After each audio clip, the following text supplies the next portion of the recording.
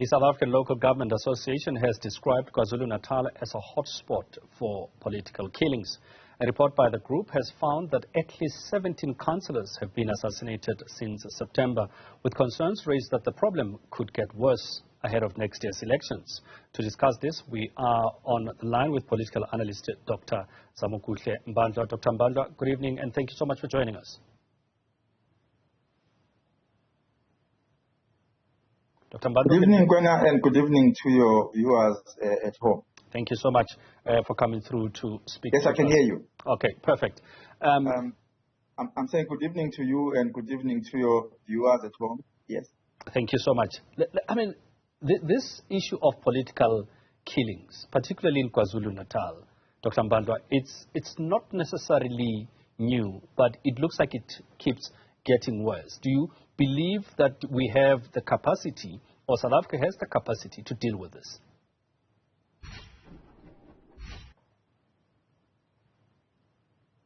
Well, this is a very good question, and I think what really becomes a problem is the fact that in local government, the criteria for electing ward councillors in the main is very blurred in a sense, because anyone can become a ward councillor, anyone can contest to be a ward councillor in the local government, and I think in the absence of having strict measures or strict criteria, so anyone can just contest the position.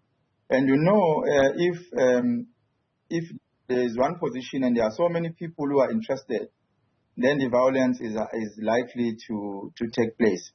But I beg to differ with Mr. Ntuli when he said he anticipates that there will be violence in the upcoming elections, or in preparation for the elections next year in the province, because, you know, the violence is mainly when there is local government elections, simply because it's internal infightings between political party members themselves or political party leaders themselves, because they contest a position in a local government.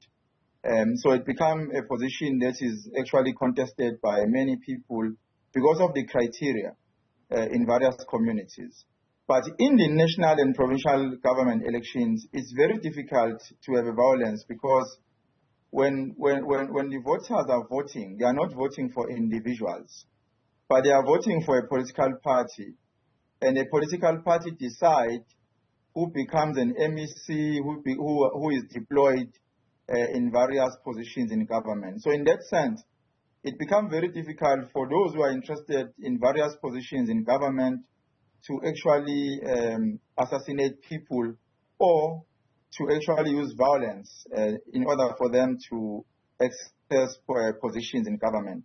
So in that sense, I don't think there will be, we need to expect violence in the upcoming national and provincial government elections, because it's political party leaders that take decisions on who become a leader in various government levels, such as the provincial and the national government level. But in the local government, it's highly possible that maybe in 2026, we might expect a violence when we have our local government elections. From your point, Dr. Mbandlwa, as you say that it might not necessarily affect the elections next year, are we then saying that these are internal squabbles that lead to these killings? I mean, if you look at the figures, 40 ward councillors killed, 18 assassinations. Are these internal political issues, or are we also looking at maybe rival parties getting involved in these killings? For me, I don't think any political party will kill a leader of another political party, because it doesn't make any difference. If a political party did not win elections in the local government, it doesn't mean that if they kill those who won in the local government in the ward councillor position, then automatically they'll be able to win if that particular individual is assassinated. Because people will still vote for the same political party for a new candidate in that particular case. I think in the main, in local government elections, or in different wards in the province, particularly in eThekwini, people are actually killing each other because they want to actually have that position of being a ward councillor. And these are internal politics. So, because there's a long queue also in various political parties. So if people want a particular candidate to lead as a ward councillor, and someone see himself or herself as a leader, or someone who might be a very good ward councillor in that particular ward, they actually resort in ensuring that that particular popular candidate does not see the light. And that is why there's a lot of assassinations taking place. But we can't really say political parties are killing other political party members, because it's highly impossible, because the outcome will be the same. If they fail to mobilize people to vote for that particular political party, it doesn't mean that if they kill the leader of that political party, then, or the candidates of that political party, then automatically they'll be able to win during the by-elections. So it's not possible. So would you then say that, to the point that you made earlier on, that is it a question of the system that is being used to select these ward councillors that needs to be fixed, or the political parties themselves need to find ways of dealing with their internal squabbles to make sure that they don't kill each other, as it were? Yeah, you are correct in both ways. You see, the main problem now is anyone can become a ward councillor. If you are popular in a particular ward, you become a ward councillor, regardless of your capabilities, your skills, and the potential that you have to Dr. Mbandlwa? lead people. But if you are able to, regardless of your experience in government, regardless of your academic qualifications, regardless of your leadership capabilities, but you become a ward councillor. Even though the political parties also have a different process where they interview the candidates. But it's very difficult for the political party leadership to say a candidate that is popular in the community is not supported as a candidate, because they are risking losing the elections in that particular ward. So it becomes very difficult. And I think in the main, the leaders of different political parties need to convince their members, those who are interested, and perhaps if they can capacitate them before they become available to lead as ward councillors. And maybe if they are actually different compared to any other people in the community, it will become very easy for them to contest the position. But if the position is being contested by anyone, anyone can contest a position regardless of their capabilities and skills. So it becomes a very contested terrain, because if a particular candidate is not popular in the community, but the candidates want to contest a position, it is likely that those who are not popular might assassinate those who are popular in different ways. And we've seen this happening. I'm not just sucking this information. We've seen this happening in various wards in eThekwini. But Dr. Mbandlwa, what would you then say is at the heart of this? Because one would say a ward councillor's job is to serve the people in his ward, right? And I don't think that they're actually fighting to serve the people. Because if they're fighting to serve the people, they wouldn't be killing each other to serve the people. So what is it? Is it money? Is it power? What is it that leads to this killing? Because if they are fighting to serve the people and make sure that the service delivery, maybe it would make our lives better. But that's not the case.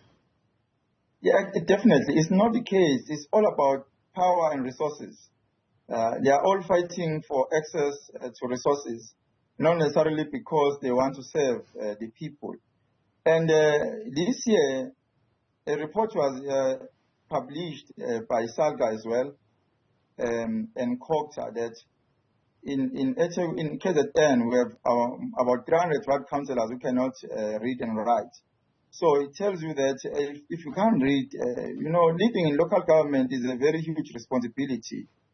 You need to understand the IDP. You need to understand various policies in the local government. So if you can't understand, if you can't read and write, how do you then become a person who sits in council and take decisions? and make bylaws and debate bylaws in the local government. So it becomes very difficult. But it's not about serving the people. I think the main problem now is what councillors now have a lot of power in terms of providing people that will be able to work in the local government, whether it's EPWP, whether it's in the parks, or wherever, in various positions. So the power that they have, and they also have power in terms of representing the community when there are several projects that are taking place in a community. So they have such power, and I think that's where they are actually want to make contributions.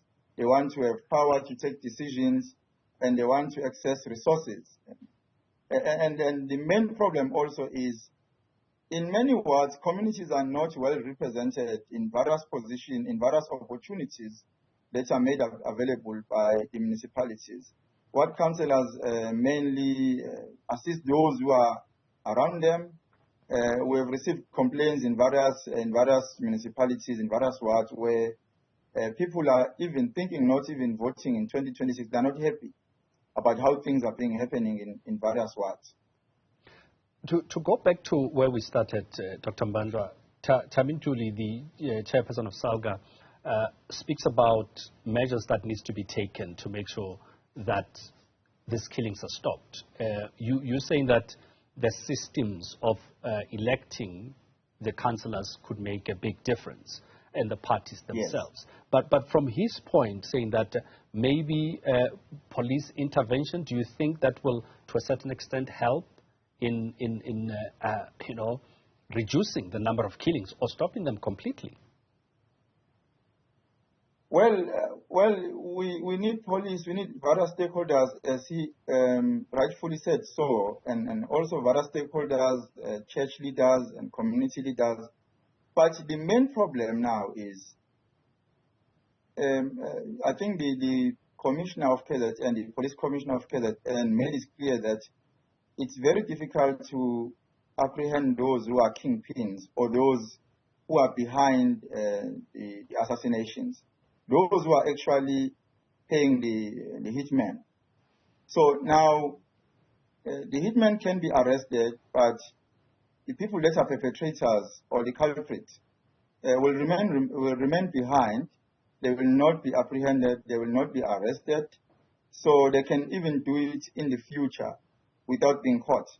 So the police have played their role in various cases, but it's still happening. Mm. I think the political party systems or the political parties must look at the systems that they are using to nominate candidates, so that it's not going to be every Tom, Dick and Harry that want to be in various positions. Particularly, the vulnerable positions are the ward councillor positions. Other positions are not that much vulnerable because decisions are not taken by the local leadership. Decisions are taken at various leadership levels of political parties. But in the communities, it's very difficult because anyone can just contest. So that's where the problem is. We need to, maybe the local government need to ensure that for a person to stand to be elected as a ward councillor, there must be strict measures to ensure that there is less competition, but also to have people that are competent, people that are leaders, not just people who are able to talk and convince people, but when they have to deliver, they can't deliver. Dr. Mbandlwa, just finally, and very briefly, if I may, is there any particular reason why we're seeing this more in KwaZulu-Natal than other provinces? Well, it's happening in other provinces as well, but most of these killings are happening in KZN. And also, I want to also put it on record that it's not only ward councillors of the ANC that are being assassinated, even the councillors of other political parties are being assassinated. Well, I think historically in the KZN, we are coming from a very harsh history where there were lots of killings amongst political parties. So I think it could be that that history still haunts us up until today. Dr. Mbandlwa, we're going to have to leave it there, but thank you so much for taking time to speak to us. Political analyst Dr. Zamokuhle Mbandlwa.